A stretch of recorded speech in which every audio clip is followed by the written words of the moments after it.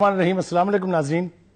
کوئی شبہ نہیں اس میں کہ ہم سب کا پاکستان ہے اور پاکستان جنہوں نے بنایا تھا ان کو خراج تحسین پیش کرنے کا وقت ہے. اس کا کوئی موقع ہمیں ہاتھ سے نہیں چھوڑنا چاہیے، اس لیے کہ انہوں نے جس جد و جہد کے ساتھ یہ اسلامی مملکت ہمیں دی تھی اس کا ایک ہی تقاضا ہے کہ آج ہم اس کی سلامتی کے لیے، اس کی بہبود کے لیے جو بھی کرنا چاہتے ہیں، جو ہمارے بس میں ہے وہ ہمیں کرنا چاہیے.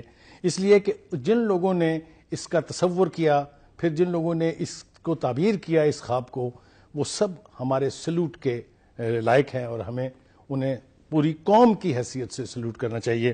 اس پر گفتگو کرنے کے لیے کہ پاکستان کیسے بنا، پاکستان کو آج بنے ہوئے 7 دہائیاں تو ہو گئی ہیں، لیکن جو دن ہے 23 مارچ کا، جس دن یہ قرارداد لاہور پاس ہوئی تھی، بلکہ جس سے بعد میں پھر قرارداد پاکستان کہا گیا، اس کے کیا تقاضے ہیں، کیا ہم وہ تقاضے پورے کر پائے ہیں، کیا ہم نے جو ہماری ذمہ داری تھی اسے نبھایا ہے کہ نہیں، اس پر آج ہم گفتگو کریں گے.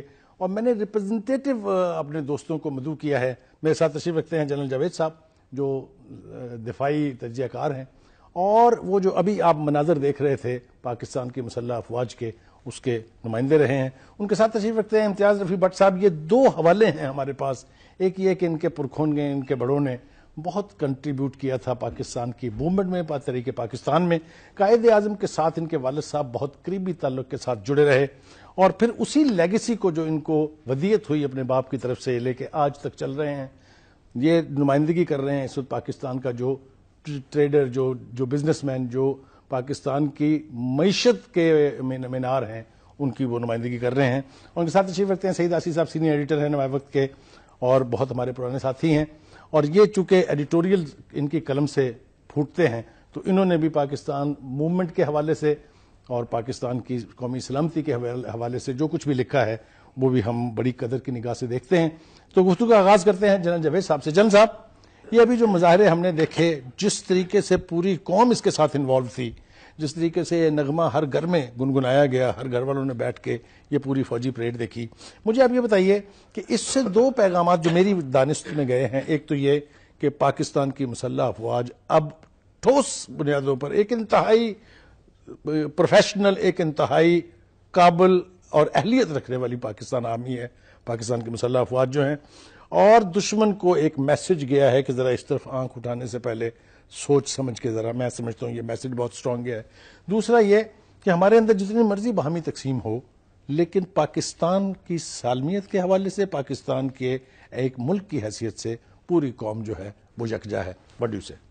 جی، میں بالکل آپ سے اس سے متفق ہوں کہ افواج پاکستان اور پاکستان کی تاریخ تقریباً لازم و ملزوم ہے، انٹرٹوائنڈ ہے. ٹھیک. اور یہ ایک میں بڑا بنیادی ایک نقطہ اٹھانے لگا ہوں کہ پاکستان کی شناخت ہی جرأت اور طاقت میں ہے.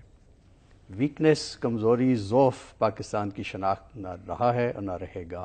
ٹھیک. اس لیے ضروری تھا کہ اس کی افواج جو ہیں ان کو بہترین خطوط پہ استوار کیا جائے. تو 3-4 مرحلے ہماری قومی زندگی میں آئے. ایک تو اگست 1947 کا خوشائند دن تھا جب پاکستان بنا. دوسرا جو ایک المیہ تھا وہ 71 کا تھا. تیسرا ایک جو میں واٹر شیڈ سمجھتا ہوں وہ ہمارے ایٹمی دھماکوں کا تھا. ٹھیک. اور چوتھا ابھی جو میں دیکھ رہا ہوں وہ ہے سی پیک.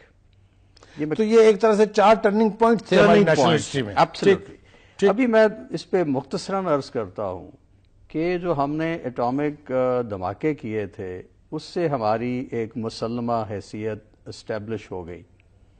اور جب آج ہم کہتے ہیں کہ پاکستان کا دفاع انوینسبل ہے، ناقابل تسخیر ہے، تو اس میں کوئی مبالغہ نہیں ہے. یہ ہمارا صرف دعویٰ نہیں ہے بلکہ یہ تسلیم شدہ حقیقت ہے. حقیقت. ٹھیک. اس کا ایڈوانٹیج کیا ہے کہ جو ہمارا بنیادی دشمن ہے، جس میں 50 کی دہائی انیمی نمبر 1 جی ہر وقت ہندوستان نے کوشش کی 50 کی دہائی میں کہ نوزائیدہ پاکستان پہ مشکلات کا انبار اور جنگ کی دھمکیاں روزانہ ملتی تھی. ٹھیک. اس واقعے کے بعد وہ جو ملٹری ڈیمنشن ہے دونوں ملکوں کی یا ہندوستان کا عددی ایڈوانٹیج ہے وہ نیوٹرلائز ہو گیا. ٹھیک. اور جو جنگ اول ہوگی نہیں 99%، اگر 1% ہوئی تو وہ پھر ہندوستان کے لیے ڈیفینیٹلی آخری جنگ ہوگی. اور یہ بات جو ہے یہ ہندوستان کے جرنیل ہوں چاہے ماہرین ہوں وارز کے، وہ بتاتے ہیں اپنی لیڈرشپ کو کہ پاکستان کے ساتھ پنگا مت کرنا، یہ بہت بخاری خطرناک صاحب ہوگا۔ ایڈوانٹیج مل گیا ہے کہ ایک چھوٹا مقابلتاً ملک، ویسے پاکستان بھی بڑا زبردست ملک ہے، یعنی ایک طاقتور ملک ہے، طاقت والا، انڈیا کی نسبت سے ایک چھوٹے ملک نے ایک بڑے ملک کو چیک میٹ کر دیا، اس کے بعد کوئی موو ہی نہیں ہے ملٹریلی۔ ابھی دوسرے فرنٹ کھل گئے ہیں جس میں ان کی سولیڈیرٹی بھی ہمارے ٹارگٹ پہ ہے اور ہماری سولیڈیرٹی ان کے ٹارگٹ پہ۔ یہ ون وے ٹریفک نہیں ہے، نہ کبھی ہوتی ہے نہ کبھی ہوگی۔ ہم نے کیا کیا ہے پچھلے 10-15 سال میں پاکستان کے اندر کی صفائی کا، تطہیر کا عمل جاری ہے، ٹھیک، خواہ وہ کرپشن کے خلاف تحریک ہے، خواہ وہ دہشت گردی کے خلاف تحریک ہے، خواہ وہ لالسنس، خواہ وہ اکنامک جو ایکسپلوٹیشن کی، ہم ایک بہتر معاشرے، تطہیر کا عمل جاری ہے، جی بہتر معاشرے کی طرف گامزن ہیں اور ہاف وے پہنچ چکے ہیں۔ ٹھیک، ابھی میں اگلی بات کرتا ہوں کہ مجھے یاد ہے ایک دوست نے مجھے ٹائم میگزین دیا 1947 اگست کا، جس میں ٹائم میگزین کے میرے پاس کی کاپی پڑی ہوئی ہے، ٹائٹل پہ جناز پاکستان، جس میں ایک ٹائیگر کشمیر سے پنجہ مار رہا ہے ہندوستان کو، ایک سینٹر سے مار رہا ہے، ایک جنوب سے مار رہا ہے۔ یعنی the concept of the world was کہ دس کنٹری جو ابھی پیدا ہوا ہے یہ ایک طاقتور ٹائیگر ہے جو ہندوستان کو کھائے گا۔ I'll give it to you، آپ کبھی اسکرین پہ بھی دکھائیے۔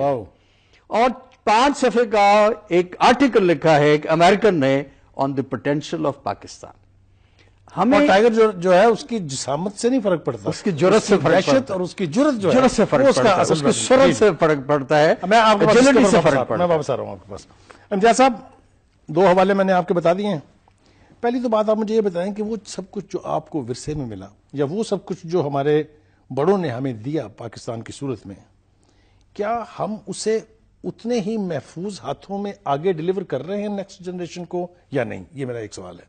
دوسرا سوال یہ ہے کہ آپ کی جو کمیونٹی ہے، جو بزنس کمیونٹی ہے، آپ سمجھتے ہیں کہ جہاں تک پاکستان کی سالمیت کا تعلق ہے، جہاں تک پاکستان کے اتحاد کا تعلق ہے، اس میں وہ ساری کمیونٹی ایک ہے؟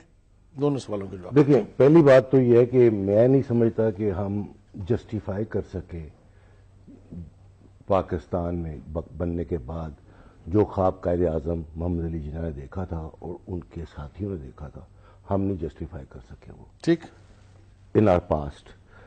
اور وہ ریزن یہ تھا کہ ہم فرنٹ لائن اسٹیٹ بن گئے تھے امریکہ کے، جس کو پٹھو بھی کہہ سکتے ہیں، اور وہ رشیا کو روکنے کے لیے بنے تھے، وہ سینٹو اور سیٹو اور پتہ نہیں کیا کیا بنے تھے، ٹھیک۔ اور ہمارا وہ رول تھا امریکہ کے ساتھ۔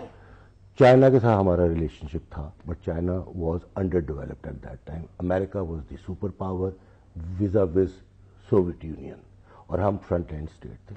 اس کے لیے ہی ہماری فوج بھی بڑی بنی۔ ایک ہمیں انڈیا سے ڈر تھا، اس کے لیے ہمیں فوج بناتے تھے، اور ایک امریکہ کی کوشش تھی کہ فوج بڑی ہو کہ سوویت یونین کے ساتھ یہ کر سکیں۔ پھر ہم 10 سال افغانستان میں جنگ بھی لڑے، اور پھر ہماری جو گورنمنٹ سی یا الیکٹڈ گورنمنٹ سی 4 مارشل لا لگ گئی۔ تو جب مارشل لا آتی ہے تو پبلک کا کوئی تعلق نہیں رہتا، وہ ایک آرمی چیف کا ہی موڈ ہوتا ہے جو کر لے، ٹھیک۔ تو اس کے لیے قوم کا اتنا تعلق نہیں تھا، اور قوم ڈیمورلائز تھی most of the time.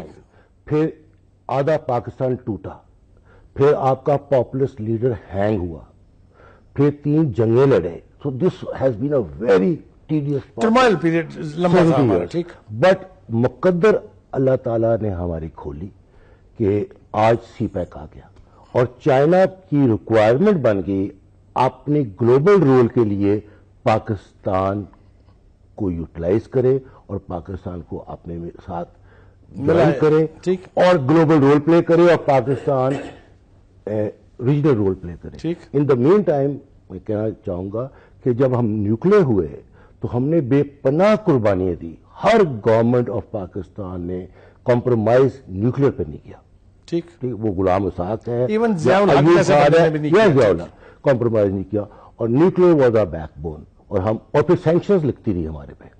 90s کا پورا دور ہم بینک کرپٹ ہو رہے ہیں، سینکشنز لگ رہی ہیں، ہم روگ سٹیٹ ہیں، ہم ریوالٹر سٹیٹ ہیں، گاڈ نوز کیا کیا ٹائٹل گزرے 70 سال۔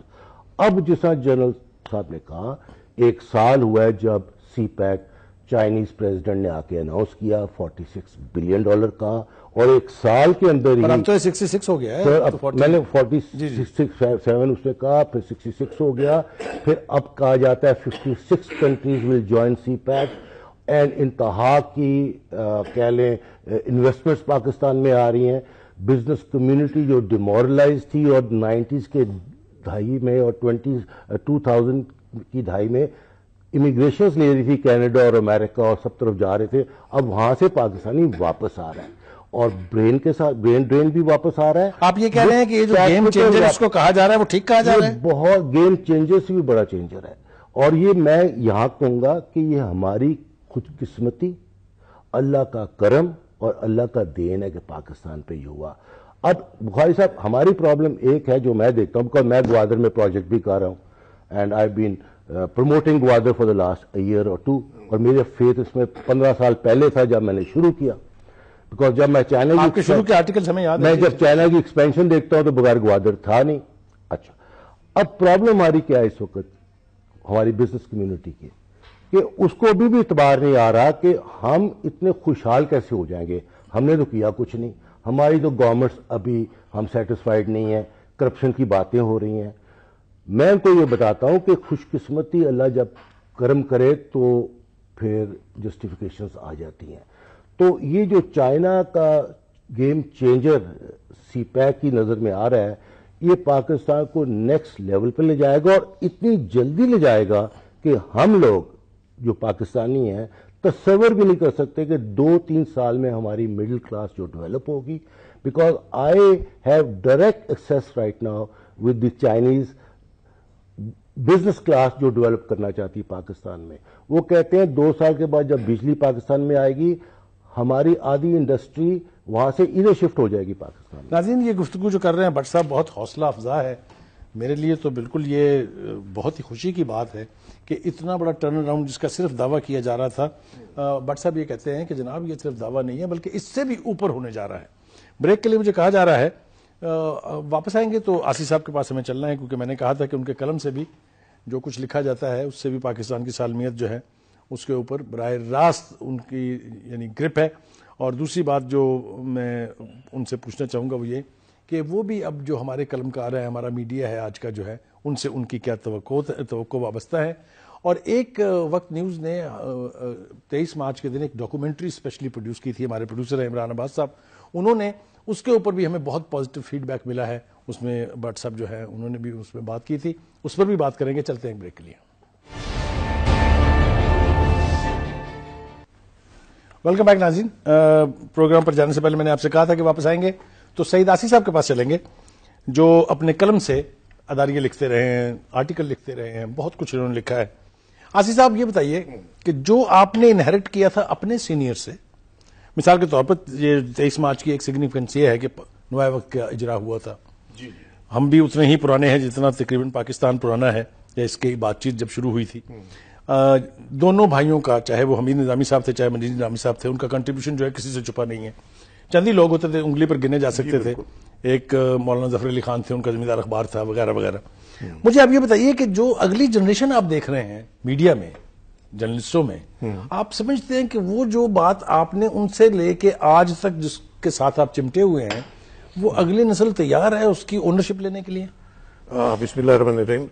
سب سے پہلے تو جنرل جاوید صاحب نے جس بات کا آغاز کیا تھا ملک کی دفاعی ایک کیپیبلٹی کے حوالے سے اور افواج پاکستان کی صلاحیتوں کے حوالے سے، اس پر میرے ذہن میں 2-3 سوال جی پلیز جو میں شیئر کرنا چاہتا ہوں. پلیز آپ کیجیے. اس میں دیکھیے یقیناً بنیاد ہیں افواج پاکستان اس وطن عزیز کے دفاع، سلامتی، تحفظ اور کانسٹیٹیوشن کہتا ہے جی، پریمبل میں لکھا ہوا ہے. تو یہ جو ہے نا، یہ تصور جو جس ذہنیت سے ہم نے پاکستان حاصل کیا ہے، ہندو بنیا ذہنیت، اور جو اس نے انگریز کے ساتھ گٹھ جوڑ کیا ہوتا، اس ذہنیت کو بھی یہ پتا تھا کہ پاکستان اگر ہم نے دیا ایک مضبوط افواج کے ساتھ تو یہ ہمیں آنکھیں دکھائے گا. اور ہمارا جو ایجنڈا ہے، جس طرح نہرو نے کہا تھا کہ ہم ایسا پاکستان دے رہے ہیں کہ یہ سنبھال ہی نہیں سکیں گے اور 6 مہینے بعد کمزور ہو کر ہماری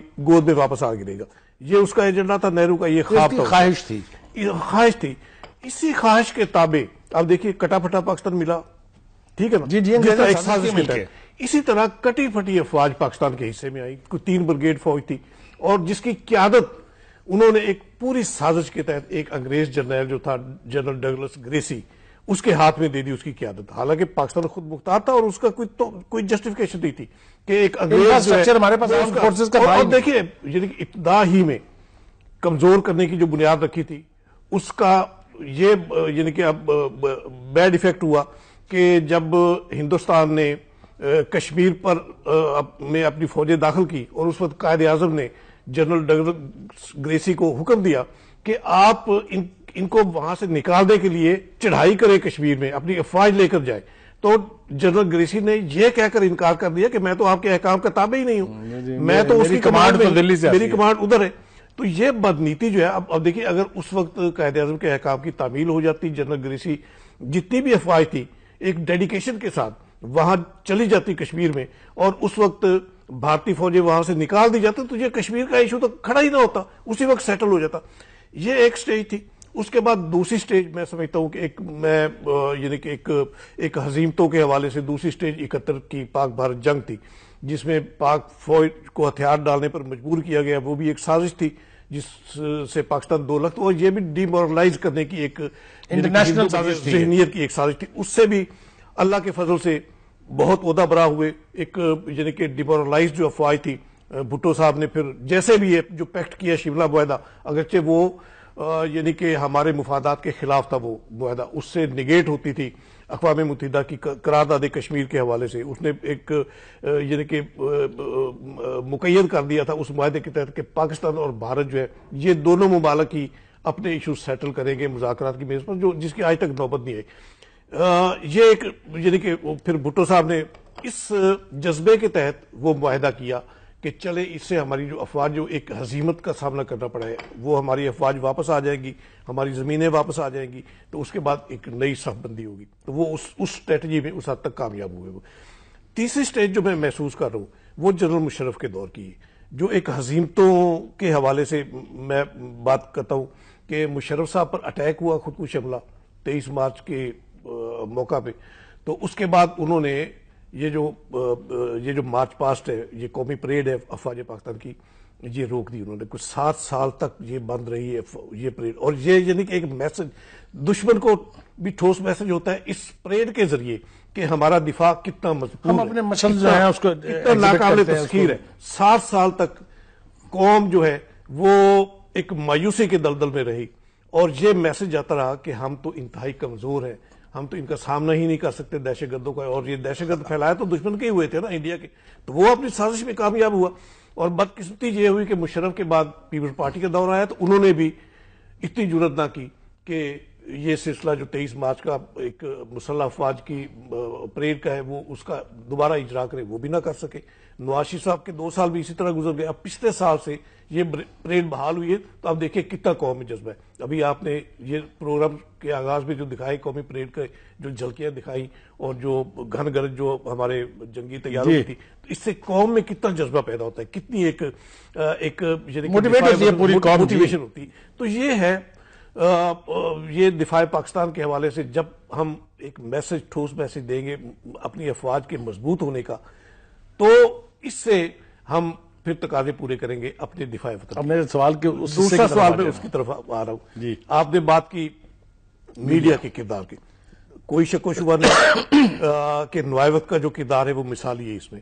اور نوائے وقت میں سمجھتا ہوں کہ نظامی صاحب کہا کرتے تھے کہ ہم جانبدار ہیں, ہماری صحافت جو ہے وہ جانبدارانہ ہے لیکن پاکستان کے لیے, پاکستان کے لیے ہم جانبدار ہیں اور وہ اپنے اصولوں پر قائم رہے.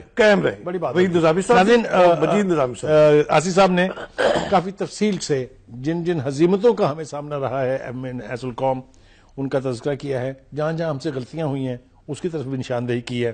اور میڈیا کے حوالے سے انہوں نے کہا کہ وہ لوگ جو پاکستان کے ساتھ کمیٹڈ رہے انہوں نے جتنا بھی میڈیا کے اندر رہ کے خدمت ہو سکتی تھی پاکستان کی وہ کی. اس حوالے سے نوائے وقت کے کردار کے اوپر بھی انہوں نے بات. جن صاحب آپ کے پاس واپس آ رہا ہوں. یہ آصف صاحب نے جو گفتگو کی ہے وہ آپ کے سامنے ہے, اس پر تفصیل سے بات ہو گئی ہے. مجھے آپ یہ بتائیے گا کہ آج ہم من حیث القوم جہاں کھڑے ہیں خاص طور سے جس طرف اشارہ کر رہے ہیں امتیاز رفیع بٹ صاحب کے ایک ٹرن اراؤنڈ ہونے والا ہے. ہم ایک بہت مضبوط معیشت بھی ہونے جا رہے ہیں. اگر ہماری معیشت بھی مضبوط ہوگی, ہماری آرمڈ فورسز بھی ٹھیک ہوں گی, تو پھر ایک چیز کی کمی رہ جاتی ہے, وہ ہے کہ ہماری پولیٹیکل ایلیٹ جو ہے وہ بھی اتحاد کا مظاہرہ کر کے پاکستان کو ایک مضبوط ملک بنانے میں اپنا کردار ادا کریں. Are you optimistic about it, they will do it or not? جی بالکل. میں 2-4 فکرے کچھ کہنا چاہتا ہوں کہ دنیا میں ایک ڈیبیٹ ہوتی تھی کبھی ڈیفینس ورسز ڈیولپمنٹ. آج کل یہ پتہ لگ گیا سب کو کہ defence and development side by side چلتے ہیں, لازم و ملزوم ہے, پیرلل لائنز. اور اس کی بدترین اگزامپل جو ہے کہ نارتھ کوریا ملٹری پاور ہے, بھوک سے مر رہا ہے. ساؤتھ کوریا جاپان بہترین اکنامک پاور ہے, خوف کا شکار ہے, رات کو نیند نہیں آتی, نارتھ کوریا سے ڈر لگتا ہے. یہاں پہ آپ کو اکنامک اینڈ ملٹری امبیلنس نظر آتا ہے. پاکستان میں ملٹری اینڈ اکنامک کا بیلنس ابھی ہونے جا رہا ہے. سی پیک انشور کرے گا. جہاں میں نے اپنے پہلے فقرات چھوڑے کہ ہم اپنے ملٹریلی جو ہماری ایبلیگیشنز ہیں وہاں پہ سٹیبل ہو گئے ہیں. ہمارا جو ڈیٹرنس ہے, ملٹری ڈیٹرنس, وہ سٹیبلٹی کے اوپر پہنچ چکا ہے. ابھی ہمیں اکنامک جو ڈیولپمنٹ ہے وہ کرنی ہے. میں اپنی قوم کی مثال وہی دینا چاہتا ہوں کہ قوم تو رواں دواں ہے, ملک رواں دواں ہے, ریل گاڑی ہے جس میں انجن لگ گیا ہے, جو سی پیک کا ہے, ڈبے مضبوط ہیں, گارڈ بیٹھے ہوئے ہیں جو انہوں نے کہا کہ ہم اس کو سیکیور کریں گے. اندر مسافر جو بیٹھے ہیں وہ آپس میں جھگڑتے جا رہے ہیں, لیکن ٹرین اپنی منزل کی طرف جا رہی ہے. تو اچھی بات یہ ہے ماسٹر کے بارے میں کہ مسافر اسٹیشن ماسٹر بیمار ہے, وہ کنٹرول نہیں کر رہا ہے. تو ایشو یہ ہے کہ یہ لڑنے جھگڑنے والی یہ قوم پتہ کون سی قوم ہے, یہ اگر دشمن سے نہیں جھگڑے گی تو پھر آپس میں جھگڑے گی. اس قوم کو بہترین طریقہ یہ ہے انوالو رکھے دشمن کے ساتھ, دشمن سے انوالو کیا جائے تاکہ آپس میں تو صلح کر لیں. اور یہ بڑا پرانا ایجز اس کے بارے میں پاکستان کے بارے میں یہ کی بات ہے, یہ لڑنے پڑنے والی جب کبھی دشمن کی بات آئے گی تو اس کے اندر ہم سارے ایک ہیں. بات یہ ہے کہ ہمارا جو تاریخی پس منظر ہے, ہمارا جو ہے وہ کسان اور سپاہی, یعنی پاکستان 2 چیزوں کا مجموعہ ہے, کسان محنت کش مزدور اور سپاہی. It's the best combination in Pakistan even today. It's the best combination anywhere in the world. ہم نے یہ کرنا ہے کہ سپاہی نے تو اپنا کام تقریباً کر دیا, اور ابھی یہ رد الفساد جاری ہے. رد الفساد 2-3 سال چلے گا, دھیمے بیک برنر پہ, لیکن پورے ایفیکٹ کے ساتھ چلے گا. یہ آپ ہماری ایویڈنس نظر آ رہی ہیں کہ وہ چل رہا ہے. مجھے آپ ایک بات دو کرنے دیں. دوسری بات یہ ہے کہ آج پاکستان کی وہ نسل جو پاکستان سے پہلے تھوڑا اور بعد میں پیدا ہوئی, وہ جو قدرتی اللہ تعالیٰ کا حکم ہے کہ ہر بندے نے پیرش ہونا ہے, مرنا ہے, ہم بڈھے ہو کے ابھی ضائع ہونے والے ہیں. اور ہماری جگہ لینے والی ہے نئی نسل جو اس کو یوتھ بلج کہہ رہے ہیں, 55% ایجوکیٹڈ اینڈ ان ایجوکیٹڈ. یہ یوتھ بلج ابھی مستقبل کی سیاست کا جو خد و خال ہے اس کو متعین کرے گا, اور یہ یوتھ بل جو ہے یہ کمپلیمنٹ کرے گا سی پیک کو, یہ کمپلیمنٹ کرے گا ہماری ڈیولپمنٹ کو. اور اگلا جو دہائی ہے اس میں انشاءاللہ ہم دیکھیں گے بہترین ملٹری فوجی صلاحیت, بہترین اکنامک صلاحیت اور بہترین مین پاور کی کارکردگی. امتیاز صاحب, یہ آپ کی بات بھی ٹھیک ہے, اس کو کافی حد تک انہوں نے انڈورس کیا کہ سی پیک جو ہے it's a not only a silver lining, I would say it's a golden lining at the end of the tunnel. اور یہ ٹنل بہت لمبی نہیں ہے, بہت جلد اس کے ہم فروٹ جو ہے وہ دیکھیں گے. مجھے آپ یہ بتائیے کہ ہمارے ملک کے اندر بیٹھ کے, چاہے وہ میڈیا ہے, چاہے وہ ہماری پولیٹیکل ایلیٹ کے کچھ حصے ہیں, وہ بیٹھ کے سی پیک کو بھی تنقید کا نشانہ بناتے رہتے ہیں, جو بہت تکلیف دہ بات ہے, اس لیے کہ چین نے ایک سے زیادہ وقت میں یہ ثابت کیا ہے کہ وہ ہمارا قابل فخر اور ریلائبل دوست ہے. ابھی حال ہی میں اس 1 سال کے اندر 4 دفعہ انہوں نے ویٹو استعمال کیا ہے, 3 دفعہ یونائٹڈ نیشن میں اور 1 دفعہ وہ جو جہاں مقدمہ اٹھایا تھا چنگائی کی تنظیم میں. میرے خیال سے امریکہ جس کی ہم نے کچھ 65 برس خدمت کی, وہ کچھ کیا جو کسی کو نہیں کرنا چاہیے تھا. اس کے باوجود ہمیں وہاں سے کیا ملا ہے, کیا انعام ملا ہے, وہ آپ کے میرے سب دوستوں کے سامنے ہے. مجھے آپ یہ بتائیے کہ جو اندر بیٹھ کے اس کے خلاف سازش, تو شاید بہت زیادہ اسٹرانگ لفظ ہو جائے گا, لیکن جو ill فیلنگ رکھتے ہیں یا اس طرح کی گفتگو کرتے ہیں, what do you say about them? پہلی جو بات ہے, جو اس طرح کی گفتگو کرتے ہیں اور کر رہے ہیں, میں کہوں گا they do not have enough knowledge, enough vision in what is happening. They don't have basic understanding. Understanding what's happening. تو جہالت ہے. بے شک پڑھا لکھا ہے, پی ایچ ڈی بھی ہے, تو جہالت ہے. پڑھے لکھے جاہل اس طرح ہے اس کے لیے. تو بخاری صاحب ایک اور چیز ہے کہ یہ دنیا میں کچھ 6-7 بلین لوگ ہیں, 1-1.5 بلین اللہ کو ہی نہیں مانتا, کمیونسٹ, ایتھسٹ. تو بندہ کیا کہ ہمیں تو اللہ ہر ایک چیز میں ثابت کرتا ہے کہ میں ہوں. تو آپ اس سے بندہ کیا بات کریں جس کو سی پیک نظر نہیں آ رہا ابھی. آپ کہہ رہے ہیں کہ ان کو ان کے رحم پر, ان کی حالت پہ رحم کھا کے چھوڑ دینا چاہیے. 1-2 سال میں نظر آ جائے گا جب یہاں ہر چیز پاپ آؤٹ ہو رہی ہوگی. اور اس وقت آج کے دن میں حقیقت سے آپ کو بتاؤں کہ سی پیک کی ہر ڈیولپمنٹ جو ہے وہ ڈرائنگ بورڈز پہ ہے چائنا میں اور پاکستان میں, پاکستان گورنمنٹ کے. انہوں نے انلیش ہونا ہے by the end of this year. میں آپ کو راستے میں کاٹ رہا ہوں, مجھے یہ بتائیے, آپ اس حوالے سے کئی دفعہ چائنا گئے ہیں, وہاں کی جو ورکنگ ایلیٹ ہے جو کام کر رہی ہے سی پیک کے اوپر, اس کے ساتھ آپ نے انٹریکٹ کیا ہے, آپ کو کیا لگا ان سے بات چیت کر کے؟ آپ سمجھتے ہیں کہ وہ مور دین گورنمنٹ ہر چیز پہ کہتی جاؤ سی پیک میں جاؤ, پاکستان میں جاؤ. یہاں تک آپ نے اخبار میں بھی پڑھا ہوگا کہ 15-20 دن مہینہ پہلے میں نے خبر پڑھی کہ چائنیز اسٹیٹ بینک نے کہا کہ جتنا کوئی بزنس مین اپنی انویسٹمنٹ کرے گا اتنا ہی پیسہ اسٹیٹ بینک آف چائنا اس کو وداؤٹ انٹرسٹ لون دے گا. My goodness, I mean this is what they said. وہ جب چائنیز سے بات کرتے ہیں اس کو یہی پتا ہے پاکستان چائنا بھائی بھائی, کیونکہ 12-13 ملک ان کے ساتھ لگتے ہیں, سب کے ساتھ ان کی دشمنی ہے سوائے چائنا کے, پاکستان کے ساتھ. And they are very bullish about CPEC. They think کہ CPEC is the only one belt one road جس کو کہتے ہیں all over starting from Pakistan. And ہماری پرابلم یہ ہے کہ ہمارے لوگوں کی پرابلم یہ ہے کہ ہماری لیڈرشپ وہی ہے جس میں لوگوں کو فیتھ نہیں ہے, اور کرپشن کی کہانی چل رہی ہوتی ہے. اور اتنا چینج اتنے شارٹ پیریڈ میں آ گیا, بزنس مین نہیں سمجھ سکتا, پولیٹیکل ویژن والا بندہ سمجھ سکتا ہے یہ کیا ہے. اور ایک اور بات بتاتا چلوں کہ جو ڈونلڈ ٹرمپ کا امریکہ میں آنا, جی وہ پاکستان کی اور خوش قسمتی ہے کہ وہ نیچے جلدی جائے گا. اور دوسری بات, میں نے یہ آرٹیکل ابھی لکھا بھی ہے کہ Donald Trump is a deal maker, dangerous deal maker, but he will make a deal at اینی تھنگ. تو مے بھی پاکستان سے وہ ڈیل اچھی کر جائے. جو ہم ڈر رہے ہیں نا کہ پاکستان سے وہ زیادہ پلہ کر جائے گا, شاید ڈیل کر جائے.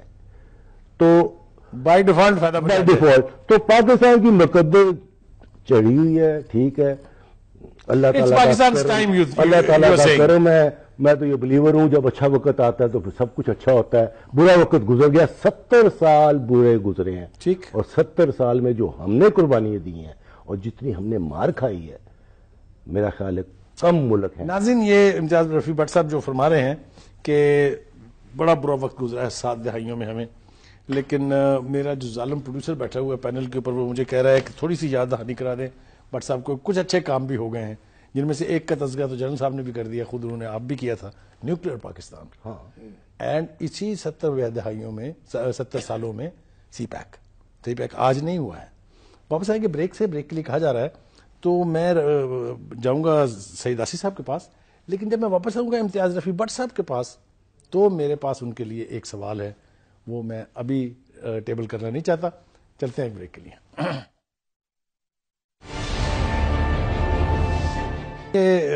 اب ہمارا آخری مرحلہ ہے پروگرام کا, اور گفتگو تو سی پیک کے حوالے سے کر لیں, لیکن جو ہمارا بنیادی موضوع ہے 23 مارچ اور اس کے حوالے سے ہم آج کہاں کھڑے ہیں, وہ اتنا وسیع ہے اپنے اندر کے پروگرام آفٹر پروگرام بھی آپ کریں تو موضوع جو ہے وہ تشنہ رہ جائے گا. جنرل صاحب آپ کے پاس.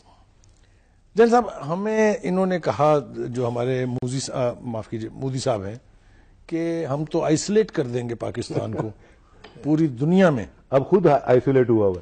یہ ذرا مجھے آپ یہ بتائیں کہ یہ موزی کے منہ سے نکلے ہوا یہ شر جو ہے, اس کی اب صورتحال کیا ہے اس میں؟ جی, پہلے ہم ایک دفعہ ذکر کر چکے ہیں کہ اس وقت دنیا نئی الائنسز کے موڈ میں ہے, اور ہم یہ بھی کہہ چکے ہیں کہ امریکہ اور رشیا کے ریلیشن شپ میں پہلے چائنا سینٹرل پوزیشن میں تھا. ابھی اس ٹرائنگل میں یو ایس اے اور چائنا متحارب ہونے لگے ہیں, رشیا سینٹرل پوزیشن میں آ گیا, اور رشین انکلائنڈ ہیں چائنا کی طرف.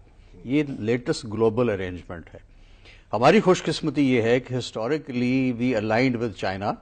اور یہ میں ایک بات کا ذکر کروں کہ آج ہم بات کر رہے ہیں سی پیک کی اکنامک ٹرمز میں، تو ہماری ملٹری کا تو 60-70% انٹیگریشن ہی چائنا کے ساتھ ہے پچھلے 40 سال سے.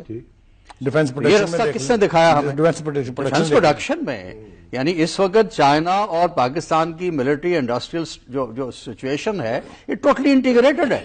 آپ ذرا یہاں رک دیں اس سے پہلے کہ آصف صاحب مجھے گولی مار دیں. آپ کو پتا ہے وہ معاف نہیں کرتے کسی کو بھی. ناظرین میں معافی چاہتا ہوں، مجھے واپس جانا تھا آصف صاحب کے پاس اور میں اب جا رہا ہوں آصف صاحب کے پاس. آصف صاحب آپ نے گفتگو سنی امتیاز رفیع بٹ صاحب نے کیا کہا، آپ نے یہ گفتگو بھی سنی جنرل صاحب کیا کہہ رہے ہیں. اور میں صرف آپ سے یہ پوچھنا چاہتا ہوں کہ جو ٹرن اراؤنڈ ہونے والا ہے جس کی طرف کھلے اشارے ہو رہے ہیں، کیا ایک قوم کی حیثیت سے، ایک ملک کی حیثیت سے ہمارے پاس اس طرح کا ٹریڈ مین پاور ہے جو اتنے بڑے ٹرن اراؤنڈ کو دیکھیں نا، جب آپ کے ہاں 60+ بلین ڈالرز آپ کے اندر انویسٹمنٹ آئے گی، سنبھالے گا کون اس کو؟ میں نے پچھلے پروگرام میں امتیاز صاحب سے پوچھا تھا، انہوں نے جواب دیا. مجھے آپ یہ بتائیے کہ کیا ہم اس کے اہل ہیں؟ ایک بات. دوسری بات یہ کہ بڑے میسو اسکیل کے اوپر ٹریننگ ہو رہی ہے چائنا میں ہمارے لوگوں کی، کیسے کیا دیکھتے ہیں آپ؟ دیکھیے اس میں بخاری صاحب اس میں کوئی دو رائے نہیں کہ یہ سی پیک جو ہے، اس میں بھی دو رائے نہیں کہ اگر میں آپ کے پاس نہ آتا تو آپ نے مجھے مار دینا. نہیں وہ جی لائٹر نوٹ. سی پیک جو ہے یہ گیم چینجر ہے ہمارے لیے. ٹھیک، ملک کا، عوام کا مستقبل مقدر سنورنے والا ہے اس سے. یعنی آپ یہ فرما رہے ہیں کہ اگر میں یہ کہوں کہ اس 70 سال کا نتیجہ ہمیں ملنے جا رہا ہے تو ٹھیک ہوگا؟ بالکل 100%. ٹھیک. لیکن تھوڑا سا اب رفیع بٹ صاحب نے ایک بات کی، امتیاز رفیع بٹ صاحب نے ایک اس حوالے سے کہ کوئی کرٹیسزم جو ہے وہ کیوں ہوتی ہے سی پیک پر، میں تھوڑا سا اس میں جو حکمرانوں کی ایل پلاننگ ہوتی ہے نا، اس وجہ سے یہ موقع ملتا ہے. ابھی دیکھیے نواز شریف صاحب نے چنیوٹ میں اعلان کیا، وہاں سونے کے ذخائر نکل آئے، پیتل تانبے کے ذخائر نکل آئے، اور ایسی تصویر پکچر پینٹ کی پاکستان خوشحال مستقبل کی. لیکن وہ کیا ہوا؟ ایک دم پتہ ہی نہیں. اب لوگوں کو پتہ ہی نہیں کہ وہاں کیا کچھ نکلا بھی ہے یا نہیں. اسی طرح نواز شریف صاحب نے بڑے دعوے کیے یہاں توانائی کا کرائسس دور کرنے کے لیے، اور پتہ نہیں 50,000 میگا واٹ تک بجلی پرووائڈ کرنے کی. وہ کہاں گئے وہ دعوے؟ تو جب ایسی فضا ہوتی ہے، جب حکمرانوں کے دعوے جو ہے ان کی نیگیشن ان کے اپنے اقدامات سے نظر آتی ہے، تو پھر تھوڑی سی فرسٹریشن. اس وقت جو نوجوان نسل ہے نا ہماری، جس کو آپٹیمزم کی طرف لایا جانا چاہیے، وہ اتنی فرسٹریٹ ہے اپنے، یعنی کہ جتنی اس وقت غربت ہے، مہنگائی ہے، بے روزگاری ہے، اور وہ ان کی حکمرانوں کی اپنی پالیسیوں کی وجہ سے، تو اس وجہ سے جو ہے نا وہ پھر ان کے ذہن میں یہی ایک تصور ہوتا ہے، اور جسے پھر جو ہمارے مفاد پرست سیاستدان ہیں وہ اپنے مقاصد کے لیے استعمال کرتے ہیں کہ یہ اعلان ہو رہا ہے سی پیک کا، تو پتہ نہیں اس سے بھی یہ اس کی فیٹ بھی چنیوٹ والی کے ذخائر والی نہ ہو، اس کی فیٹ بھی کہیں وہ جو توانائی کے کرائسس دور کرنے کے جو دعوے کیے اس والی نہ ہو. تو یہ جو ایجوکیٹ کرنے کی ضرورت ہے اس وقت، جس طرح آپ نے فرمایا کہ چائنا میں باقاعدہ ٹریننگ دی جا رہی ہے، یہاں بھی نظر آنی چاہیے. ہماری اس زمین پر بھی اس کی جو ایک گراؤنڈ ریئلٹی آپٹیمزم ہے وہ نظر آنی چاہیے، دکھائی جانی چاہیے. صحیح سمت میں اشارہ کیا. لیکن وہ چنیوٹ میں سے سونا نکلنا اور گوادر ایز گوادر، ان میں بنیادی دو فرق ہیں. ایک تو یہ کہ گوادر میں جو کچھ بھی کہا جا رہا ہے وہ نیکڈ آئی سے دیکھا جا سکتا ہے. ایم آئی رائٹ امتیاز صاحب؟ بالکل ٹھیک. تو ایک تو اس کی ویزیبلٹی بہت وہ ہے. اب ہمیں اس کو میری کرنا ہے ود ٹرانسپیرنسی سے. وہ ٹرانسپیرنسی کے کیپیبل ہماری لیڈرشپ ہے یا نہیں ہے؟ اور ایک اور سوال مجھے پیچھے سے میرے پروڈیوسر نے کہا ہے کہ میں ضرور پوچھوں اپنے پارٹیسپینٹ سے، اور وہ آپ دونوں سے میرا سوال ہے کہ کیا سی پیک کے اندر ایک ایسا میکنزم ہوگا جو ہماری پولیٹیکل ایلیٹ اگر چاہے بھی اس کو کرپٹ کرنا تو وہ نہیں کر پائے گی؟ جان صاحب ود یو. یہ آپ کا اچھا سوال ہے. میں پہلے سوچ رہا تھا ہمارا اٹامک اور نیوکلیر پروگرام کبھی ریورس ہوا؟ نہیں ہوا. اس کا مطلب ہے worst of circumstances. اور امریکہ کی ایکسیلنٹ ایکویشن، امریکہ کی اور ویسٹ کی total opposition, not only the whole world, right? You said no, we will continue, and with the support of China. I don't know how many lies General Zia would have spoken to the American friends, and he continued with it. اور ایک چیز جب ہم بات کرتے ہیں نا کہ ہم افغانستان میں ہم نے یہ کیا، اب آگے چلے گئے، نہیں جانا چاہیے تھا، یہ بھی ایک کوئڈ پرو کو تھا کہ کہ keep the west satisfied and keep so that ان کی نظر ادھر نہ پڑے. This a way of doing things. دوسری بات اس میں آپ سے عرض کی تو کیا ملٹری کوآپریشن کو بھی کوئی ریورس کر سکا؟ تو کچھ اللہ کے ڈیزائن میں چیزیں ارریورسبل ہوتی ہیں. یہ بھی اللہ کا ڈیزائن ہی ہے. یہ ہمیں ایک لٹرلی منو سلوا کے طور پہ اتارا جا رہا ہے. ہماری ایفرٹ بہت کم ہے اس میں, لیکن حالات کا مومنٹم اتنا تیز ہے اور اتنا میسو ہے کہ آپ اس کے سامنے ریزسٹ ہی نہیں کر سکتے, نیگیٹولی ریزسٹ نہیں کر سکتے. You have to move along and cooperate. دو چیزیں.